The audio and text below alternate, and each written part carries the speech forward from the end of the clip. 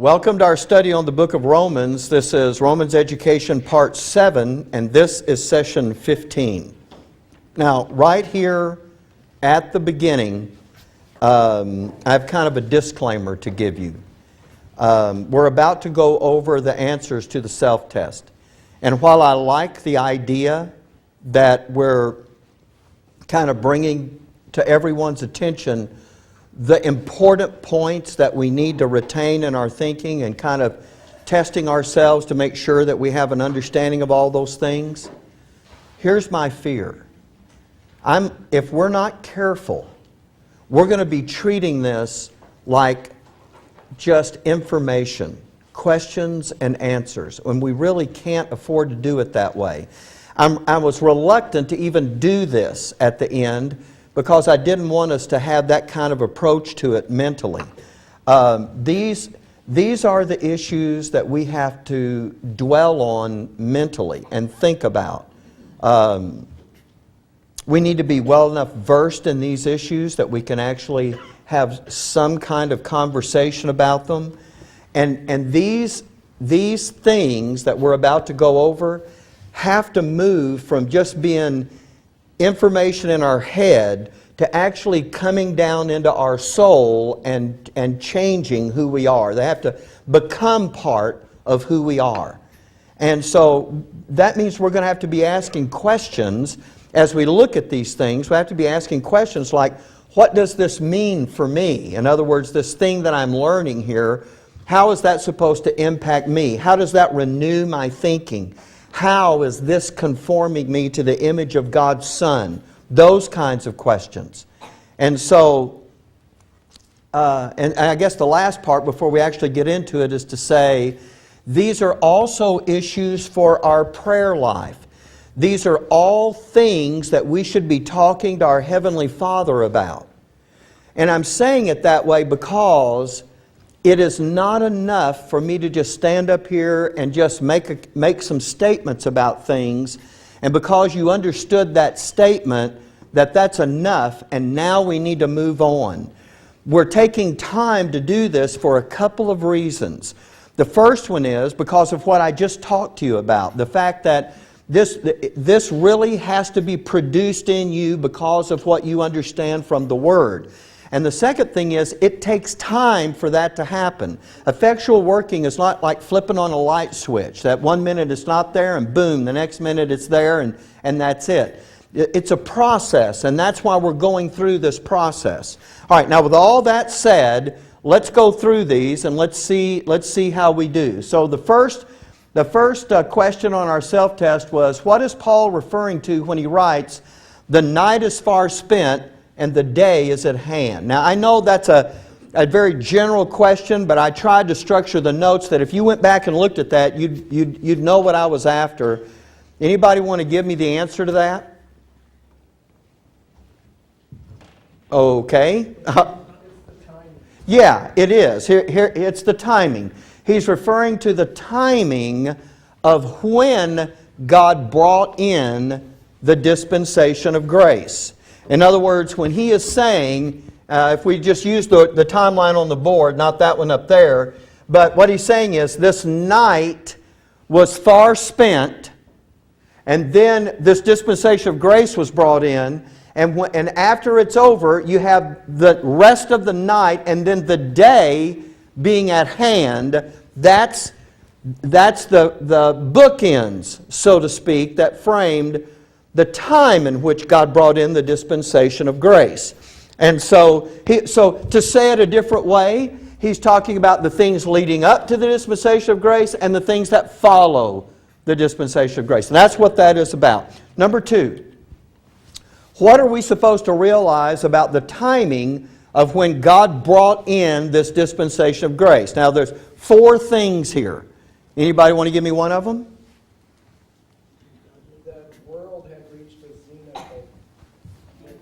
Okay, all right. Let me just, I don't want to spend a lot of time on this because we have a lot of notes today. But let me just give these to you, and you're right. The first one is, we realized the nation of Israel had reached a point of ungodliness that merited God's wrath. The second part is, we realized the world at large had again become the world of the ungodly, and it also merited God's righteous judgment. Everybody okay with that? Everybody gets that? Number 3 is, the ungodliness of the world has not diminished, but continues to increase during this dispensation of Gentile grace. And the 4th thing is, God is being long-suffering during this dispensation of grace, but His attitude toward the ungodliness of the world has not changed, and His anger has not diminished. And so everybody understands those concepts, yes? Okay, those to the point we have gotten to so far, those are 4 main issues that we need to be able to realize and to know are true just by reading Romans 13:12, that first phrase. All right? And one more. I'm sorry, I have one more. Oh no, I don't have it up there. I should give you one more. Let me just call it out to you. Once this dispensation of grace is ended, God will judge apostate Israel and the world at large. Now, you knew that, but I'm just saying, those are the things that we realize are going to take place. All right, number 3. Why is it important for us to understand God's attitude toward the ungodliness of the world and how He views the world at large? Exactly right, because we've got to have that same attitude generated in us. And there's only one thing that will generate that attitude, and it is your pastor speaking to you in monotone syllables, putting you to sleep. No, it's the Word. And that's why we've taken the time to go back and look at those things, because that's what will really produce it in there. All right, number 4. And that's it. Because if the doctrine is going to do its work in us, we must have that same attitude generated in us concerning the works of darkness and the ungodliness of the world. I know that's a long answer, but everybody's on board, right? You're seeing the things that we've got. All right. Next, the phrase, the night is far spent, the day is at hand, is intended to produce a particular kind of thinking in us. What does that thinking consist of? I'm just putting it in a nutshell right here. In other words, if you knew all of the things that you were supposed to know, when you got to Romans 13:12, you realize all that's encapsulated in that phrase is meant to produce a particular kind of thinking in you. I'm just getting you to identify it. What is that thinking? It's an urgency that you've only got a certain opportunity available. Okay, there is an urgency to it. But beyond beyond the urgency of it, what's the actual thinking? In other words, what's supposed? You've kind of already answered this, but I just wanted to flip the question around.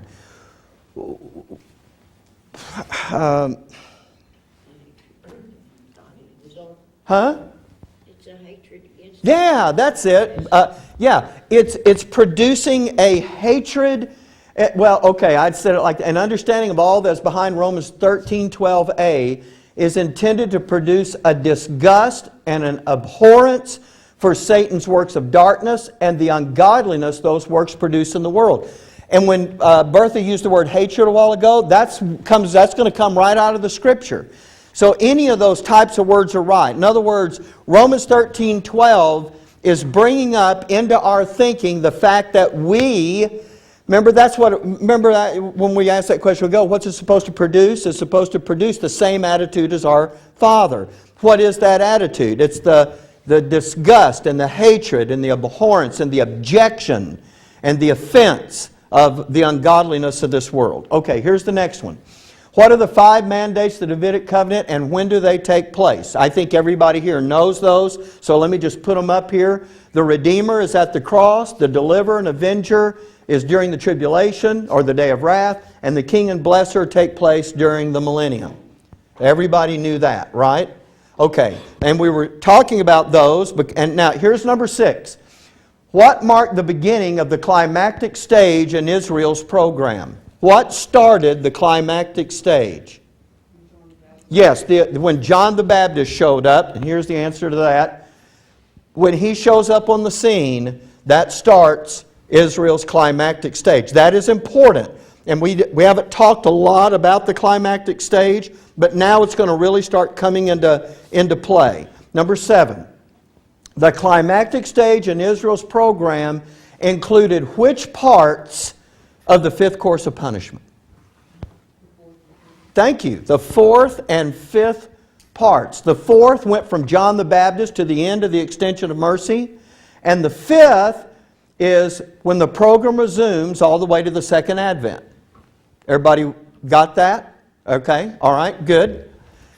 You do realize, you're looking at that and you're going, yeah, I got that. You realize we're just talking about that like there it is and everybody's got it. Do you realize how many places you could walk into and make that statement and people wouldn't think you were talking Greek? I mean, and you've got it. I mean, that's a fantastic thing. All right, here's the next one. What outstanding issue is being accomplished during the climactic stage of Israel's program?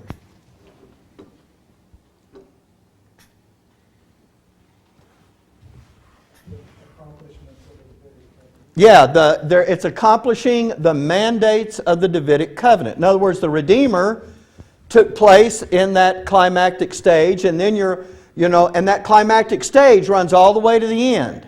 In other words, we're putting the 4th and the 5th, forget about the dispensation of grace, we're putting the 4th and the 5th installments of that 5th course together, and those are going to see now the mandates of the Davidic covenant being fulfilled. All right, next. The book of Psalms is divided into how many parts? Very good, 5 parts. Here's the next one. What do these divisions correspond with?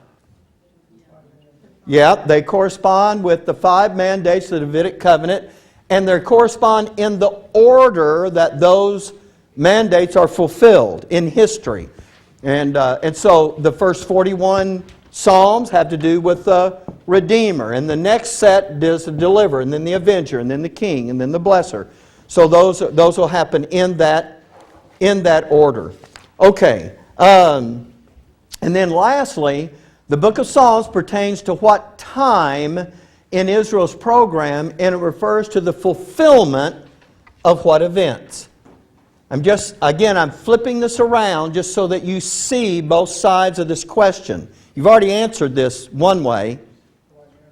Yes, it is referring to the climactic stage in Israel's program and the fulfillment of the 5 mandates. Does everybody see that? All right, does anybody have any question about these things? So basically 10 and 11 are basically just reverse functions? Yeah, sort of, yeah. I'm just asking it, yeah, in a different way. Because when you learn, look, when I was in school, I can remember sometimes the teacher would say,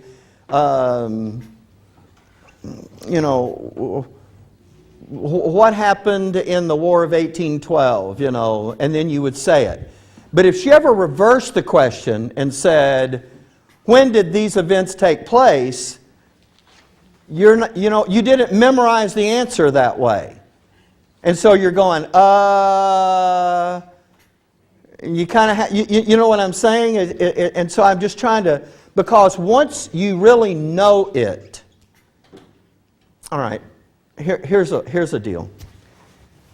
When someone has rehearsed an answer, for instance, if I said to Kim, tell me what you did today from the time you got up to the time you drove in the parking lot here. I know that she could say, well, let's see, I got up, do you drink coffee? Okay, did you get coffee? Yes. Okay. And then, and she'd go through a list of things that she did, and if I said, tell it to me backwards, she'd have to think about it, but you know what? She could do it, and do you know why? Because she didn't just memorize answers, she really knows what she did. By the way, when your kids give you a story and you want to know if it's the real story, ask them to give it to you backwards. Because if all you do is memorize an answer, you can't do that. All of a sudden now it's a struggle. Just saying. All right. Okay. I know, so you're saying, hey, I needed that 5 years ago. Okay, whatever. So, yeah. On number 11, it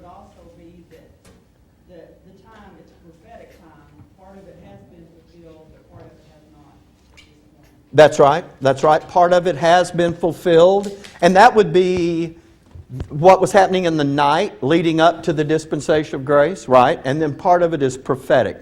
But when they were looking at that, they didn't see the dispensation of grace, so it all just looked like the last end of the program.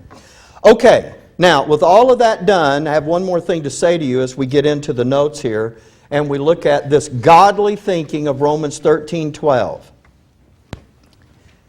Have you ever come into the middle of a movie that maybe your family or someone else was watching, and you weren't familiar with it, and you watch it for a few minutes, and suddenly you realize you have no idea who is who and what's going on? And you want to see it from the beginning so that you get a context for everything, some kind of frame of reference that lets you know about the things that are taking place. Well, I can remember some time back, I was watching, I think it was a Masterpiece Theater production of Oliver Twist. And there was an older boy in the home where Oliver was working, and he was always badgering Oliver. And then one day in the kitchen, as they're having lunch, the older boy makes some disparaging remarks about Oliver's mother. And Oliver says, "Shut up about my mother." And he keeps on. And finally, it drives Oliver over the edge, and he leaps across on the kid. He's got him on the floor. He's just wailing on him. The ladies in the other room hear the commotion. They rush in, and that's what they see. So they grab Oliver and they throw him in the coal closet, call for a magistrate. He winds up getting licks because he's ill-tempered and prone to violence. And this poor, innocent, older boy that had been leapt on, of course, he's playing the victim, right? And you know what happened is they made an assessment based on, I know it's just a story, but they made an assessment based on coming in the middle, so to speak. They really didn't see what was going on with that. Now, the reason I'm telling you about this is because when you get to Romans 13:12, which has to do with this timing right here, there is a lot of backdrop information behind that.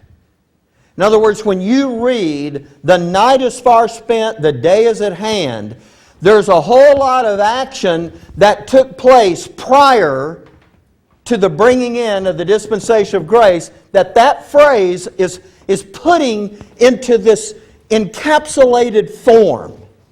And because it's shrinking it and compacting it into this short phrase, "The night is far spent, the day is at hand," in order for you to not come in the middle of the movie, what we have to do is we have to go back and unpack everything that's in there so that you're able to actually see it.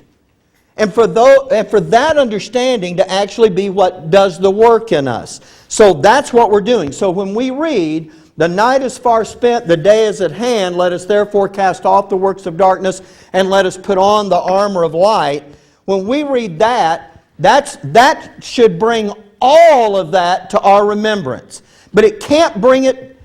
I will tell you this, and you know this is pretty much true. For most people, when they read that first phrase in Romans 13:12, "The night is far spent, the day is at hand," their mind doesn't go back to anything. And that's why we have to have this thing unpacked and lay it all out in front of us so that we actually see what's included in that. So that we're not just walking into the middle of the movie, so to speak, and wondering, well, what is that talking about? And so that's what we're doing. So in order to do this, I'm going to take us back over to Psalm 11. In the last session, we were looking at the actions that Satan was using to bring the world back to being the world of the ungodly.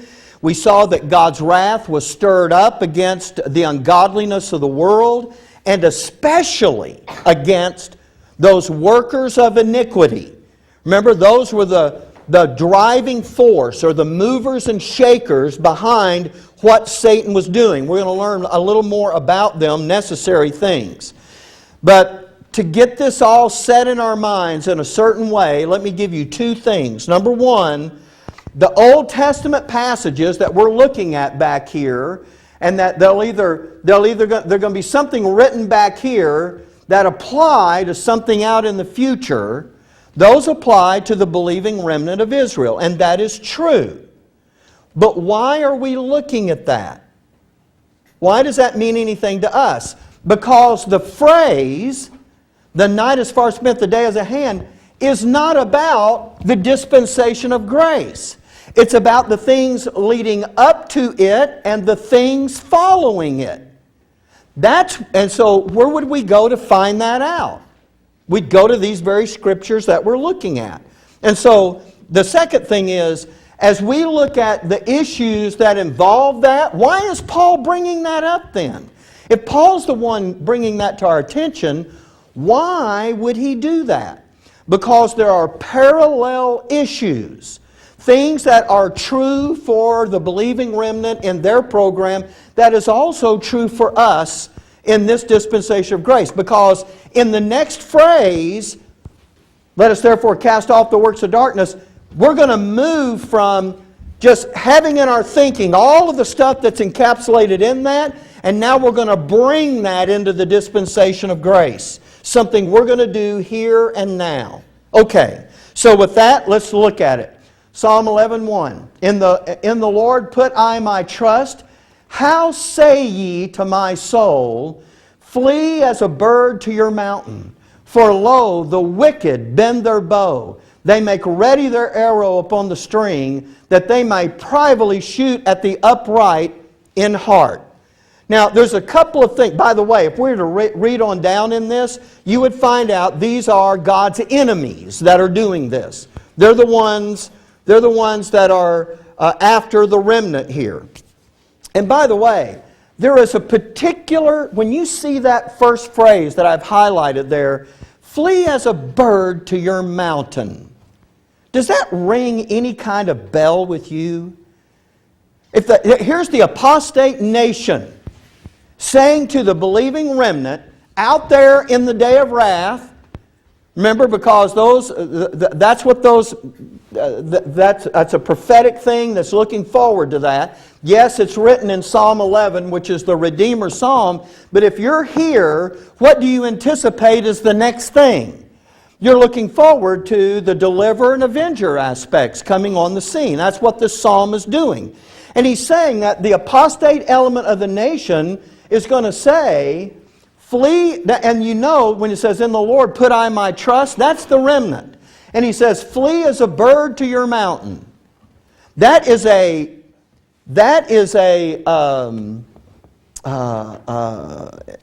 not inflammatory, what's the word on it? It's a ridiculing statement. And it's made to ridicule something particular in the mind of the remnant. When I ask you if that kind of rang a bell of remembrance with anybody, there's something that, well, we'll look at that in just a moment. But when they say that, let's see. Do you know what people do when they want to ridicule an idea or put down an idea or make you ashamed of an idea? By the way, just let me get us back on point before I get you to answer that. There are parallel issues. So when Paul, who expects you already know about this, he's going to make shorter statements about things that you're going to understand is also going to be happening in the dispensation of grace. So if we're wise, we're going to take a look at what we saw the policy of evil doing here and realize it's going to do a very similar thing for us. So when you get ready to discredit somebody, or you get ready to, and you're trying to say something that frames them in a negative or derogatory light, how do you do that? Yeah, you mock them and you make fun of them, and what you do is you take the thing they believe. For instance, we believe that at the blessed hope we'll be taken out. If we live to the end of the dispensation of grace, what we normally refer to as the rapture will happen. There are people who do not believe in the rapture. And so you know what they do? They use that term. They don't shy away from the term. They actually invent a phrase that describes people that believe in the rapture in a derogatory way. Well, pre-trib rapture people.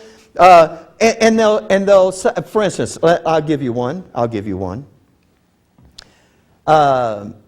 Because we understand that there's a difference between Israel's program and our program and the things that accompany the law with them and that we're not under the law, we recognize that baptism is not, that was part of the washings of the Old Testament law, and we understand that. Now, if someone wants to be baptized, God's not mad at them about it, but the truth is, that's when Paul says, when he dealt with Israel, because of the influence of the law, he said there was 3 or 4 that he baptized. He said, and other than that, I don't know I baptized anybody. He said, I came not to baptize, but to preach the gospel. Because baptism, the Old Testament washings, are not for the body of Christ. Okay, that being said, you realize that there is, in the doctrinal circles, people who understand there are groups all around the country that make a difference between the two programs. So you know what they call us? The dry cleaners. That's the phrase. We're the dry cleaners because there's no water involved. Okay, Karen says, I like that. Okay. But you understand, you know what that phrase is supposed to do? It's meant to be derogatory, and you put a phrase on somebody that kind of discredits them. And people who aren't really sure, well, they don't want to be framed as a dry cleaner, because everybody knows how wicked they are. And so, I don't understand. But you know what? That's what you do. You invent a term, or you say something about what they believe, and that's supposed to somehow put you on the defensive now, and discredit you, as though that's a ridiculous type thing. Well, what you're looking at there in "flee as a bird to your mountain" is that kind of phrase. And this is a phrase that the apostate nation is using against the believing remnant, the righteous. And by the way, when they say that, let me tell you, because we'll look at it, what's in their mind is they are holy and righteous, and it's that believing remnant that is the ungodly sinners. And that's really what's behind all of that. And I may have mentioned this in the last week, but you remember we talked about, if you did good, you got the blessings, and that's part of what they're looking at. Oh, the remnant. Oh, look, they don't have anything. God's judging them. We are holy and we are righteous. In fact, I'm going to show you the verse where they actually make the statement where they say to members of the remnant, don't come near to me because I'm holy. That's their real idea. That's what they're doing. And so let's go back now and pick this up in the next verse. And there's other things to see here, but again, verse 4. Oh, I'm sorry. Forgot to give this to you. This is what you should have had in your remembrance. Flee as a bird to your mountain. In the Olivet Discourse, Jesus warned them, and the believing remnant's going to have this in their thinking, that when they see a certain action take place in the middle of the tribulation by the Antichrist, they're going to be told to do something. And here it is. When you therefore shall see the abomination of desolation spoken of by Daniel the prophet stand in the holy place, whoso readeth, let him understand. Then let them which be in Judea flee into the mountains. So this derogatory statement that they make, because they know about that. The remnant will talk about that. And so as a result, they're going to go, oh, flee as a bird to your mountain. But you know why they're saying it that way? Because you might run to the mountain, but you're not going to escape the judgment of God.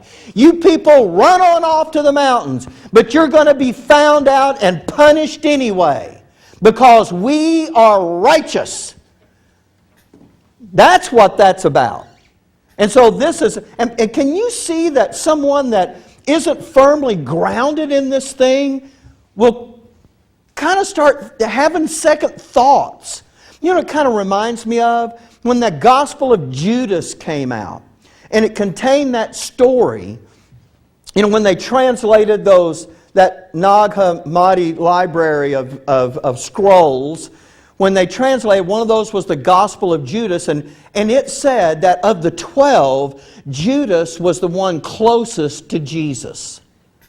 And that really, he and Jesus set up the whole thing about the betrayal, and Judas knew that he was going to take the bad guy role, but he was willing to do it because it needed to be done, and he was really the one closer than anybody, and Jesus, he's the only one Jesus could trust, and this whole Gnostic gospel came out, and the scholars just lauded it.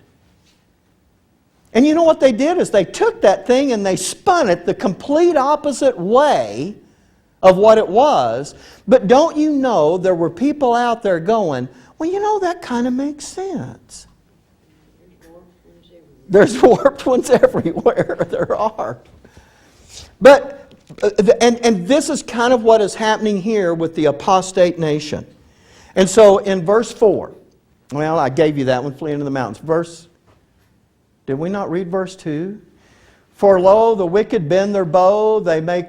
That's the wicked again, by the way. I'm just calling your attention to that. And you realize who that are. We're talking about those members of the... And by the way, there's a number of the apostate Israel that are going to be in this group. And it says they bend their bow and they make ready their arrow upon the string that they may privately shoot at the upright in heart.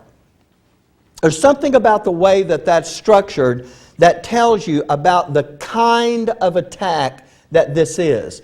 This attack is meant to discourage the remnant, and it is meant to make them regret ever being a part of it. It's made to make them think that they made a mistake and that they should have never gotten involved in this. Can I pause right here to point out this is a parallel issue, because one of the attacks of the adversary will be to make you sorry you were ever part of a sonship church, to make you regret that you'll look at that, and that attack is going to start planting doubt and destruction in you, so that you look at this and you go, oh, you know what, I don't know why I was thinking this, I need to go back to the old way. And that's what that's geared to do. And I tell you what, we better gear up for that, because when Paul's making this statement about, look at all of the things that were leading up to the dispensation of grace, that's not for no reason. Because those are very parallel type issues that we're also going to be facing. And by the way, there's some very clever and crafty means by which Satan is going to employ those wicked, and he's going to carry out his attacks against us, so that really we don't have the ability to stand against those attacks anymore. It's going to break down that resistance. I'm going to say it this way. You're going to be given doctrine that is going to constitute your defense mechanism against those attacks. What's happening is, here for the remnant, their very defenses are what's being attacked. That's what's going to happen with us as well. All right, with that in mind, now let me take you to verse 4. The Lord is in His holy temple. The Lord's throne is in heaven. His eyes behold, His eyelids try the children of men. The Lord trieth the righteous, but the wicked and him that loveth violence, His soul hateth. Well, there's two things to show you here. First of all, no way. First of all, this phrase, the children of men, we have now shifted from the apostate nation of Israel to now the world. It's just the children of men. Do you see that phrase? And by the way, we've run upon, well, we're going to run on that phrase again in just a moment. As a matter of fact, I'm going to do that next. But before I do it, let me point out the other thing. The wicked, remember who that is. These are men who will stand up and publicly proclaim themselves to be opposed to God, and they will purposefully and consciously align themselves with the adversary and the promotion of his policy of evil.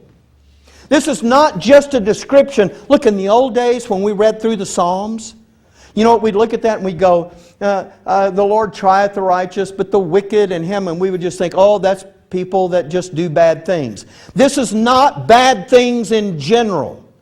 This is a group of people who are pushing and increasing and promoting the policy of evil that Satan is going to be perpetrating against the remnant.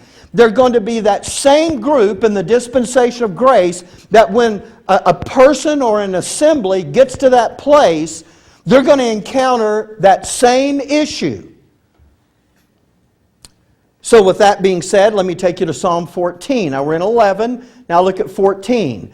The fool has said in his heart, there is no God. They are corrupt. They have done abominable works. There is none that doeth good.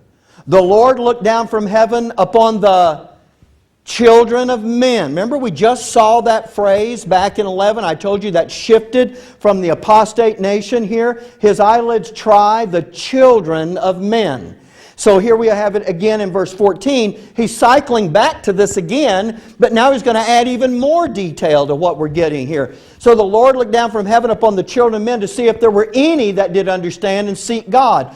They are all gone aside. They are all together become filthy. There is none that doeth good, no, not one. And so when he's talking about, when he's looking at this and he's describing their actions and what is taking place with them, you understand that this group, this children of men, by the way, we ascribe this when it says the fool has said in his heart there is no God. We usually ascribe that to every atheist. Not untrue, but he's not really just talking about the general atheists out there. That I mean that is included in there, but it goes beyond that. This again is focusing in on this group that is actually tearing down the defensive doctrine of the remnant. Do you remember what we read a couple of weeks ago? And denying the Lord that bought them. We read that over in 2 Peter. He said there will be these men who come in, their pernicious ways, and with feigned words they'll deceive many, and they'll teach them to deny the Lord that bought them. You look at that and you say, that could never happen. But Peter says, and many shall follow their pernicious ways. This is cleverly done. This is craftily put together. And I'm saying this to you because this is how clever and crafty it's going to be for us too. Someone's going to come in, someone's going to find you somewhere, sometime, and they're going to cast doubt on what you believe by, first of all, pigeonholing you with some term that's derogatory in nature. And your natural reaction is going to be, oh, no, I'm not that. I'm not that. And then they're going to begin to attack the very doctrine that forms your defense. Putting on the armor of the light, here's what they're after. Take that armor off. And that opens you right up to the destructive attack of the adversary. And so when we're looking at this, I'm trying to show you that the things that Paul has wrapped up in that phrase is this kind of evil. That they're going to go, oh, flee as a bird to your mountain, to the remnant. Now, they won't say that to you because you're not going to flee to a mountain. But they're going to take your doctrine. I can hear them now. Oh, yeah, that's right. You have liberty in Christ. And that implies that you've completely misunderstood what your liberty is. Oh yeah, you're adopted sons. And see, just by the inflection, were you going to say? Sonship. Yeah, oh yeah, there's one. Yeah, sonship, although that word doesn't occur in our Bible. And I love it when they say that kind of thing because they use words all the time that are not in the Bible. But when they want to use it for their benefit, they'll just call that thing up. Look, I explained this, and let me do it once again. Applying the word the suffix ship to any word is to be the state of being of whatever that previous noun is or pronoun. For instance, if you're a citizen, the state of being a citizen is citizenship. It's the deportment of being a citizen. When I was in school, we had a thing on our report card that said citizenship. And I just thought that's a really long word that means have I been minding when I'm at school? You know, or I've been a troublemaker. I'm getting confused, not with you, but going back to previous, strange woman, evil man? Yeah, the strange woman and the evil man. So them, blah, blah, them attacking us would be that strange woman? The policy of evil is the strange woman. When they're mocking us and all that other stuff, trying to attack us, We're going to tie that in at some point, I hope. You understand? Let me say it again for everybody that's on the tape, because you're going back to the strange woman and the evil man, and we saw that. Remember back in our orientation when we were looking at those. Those are part and parcel of what we're going to have to deal with. And you're saying, how does that tie into this? Right. Remember, the policy of evil there is a religious element to that as well. And we're going to look at some verses that actually point that out. In other words, he's going to, when we get there, you'll just remember, I'm going to say something about it now. When we get there, you'll recall. He's going to talk about your sacrificing to idols and offering incense upon the altars. And he's talking, those are all religious terms. That's a religious apostasy that's taking place.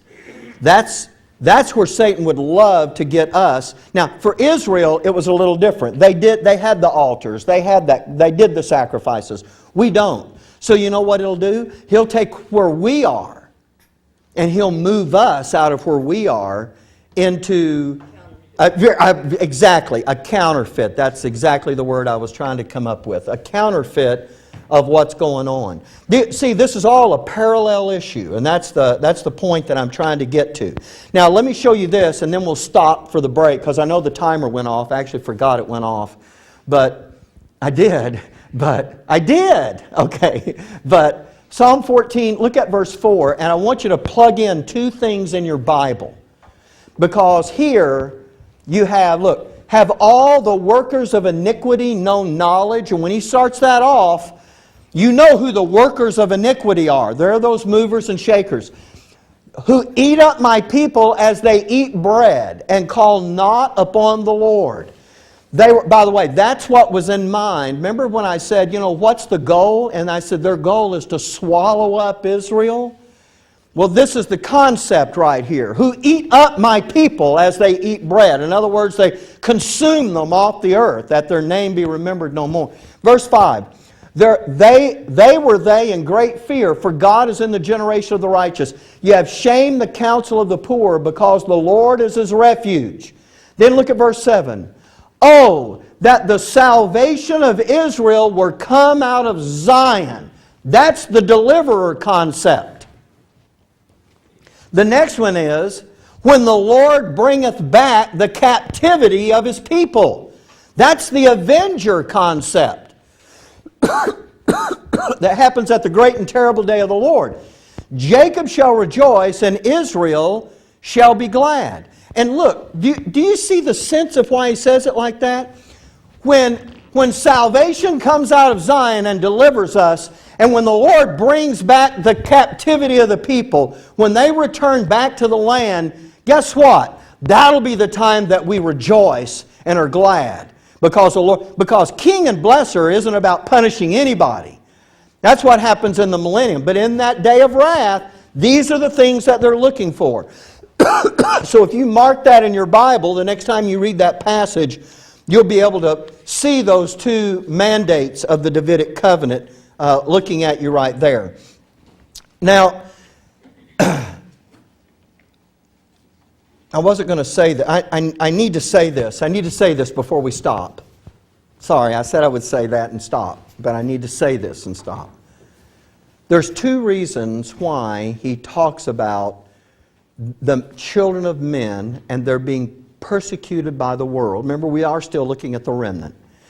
But there's two reasons that he talks about all of that.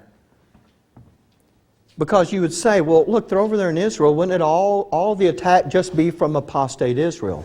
Well, the answer is no. And I want to give you the two reasons. And these are not in your notes. I'm just explaining it to you. The first reason is because, remember, when they get scattered, some of them will be scattered into the other nations of the world. And when they are, those nations are going to come to a decision point about how they're going to treat those members of the remnant who have fled. And many of them are going to choose to persecute them and even turn them over. But there's a second reason. When they flee to the mountains, and remember they're warned, don't go back and take anything out of your house because time to escape is, small, that window of opportunity. Some of them will not make it out, and they'll be taken captive. And when they're taken captive, they're going to be exported out in captivity to the other Gentile nations of the world. And then they're going to suffer persecution under the hands of those Gentile nations. So it's not just, I have to worry about apostate Israel if you're a member of the remnant. It's that I also have to worry about where I'm living in the world, or if I've been taken captive, where I'm going to go and how I'm going to be treated there. Because all of that is something that the remnant is going to have to deal with. And so what is happening in Psalm 14, let me just put it in a nutshell for you, is it's alerting the remnant about the persecution that they're going to get from the world at large, in addition to the persecution they're going to get from apostate Israel. Okay, I think that's a good